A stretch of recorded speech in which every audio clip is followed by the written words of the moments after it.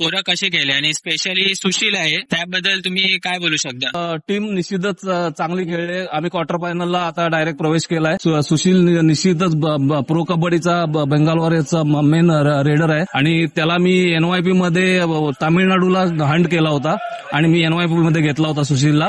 त्यामुळे मला त्याचा पूर्ण गेम माहिती आहे आणि त्याच्यावर माझा पूर्ण विश्वास आहे. त्यामुळे सुशीलला मी माझ्याकडे कॉन्ट्रॅक्टवर खेळवत आहे आणि सुशील आउटस्टँडिंग दोन्ही मॅचेस आउटस्टँडिंग खेळलाय आणि आमची टीम निश्चितच प्रयत्न करेन आम्ही जास्तीत जास्त मॅच जिंकण्याचा. उद्या डू ऑर डाय असेल जयपूर क्यूब्स आणि रेड आर्मीसाठी, तर तुम्हाला काय वाटतंय? दोन्ही ठिकाणी प्रो कबड्डीचेच प्लेअर आहेत, पण कुठला संघ जास्त दावेदार आहे?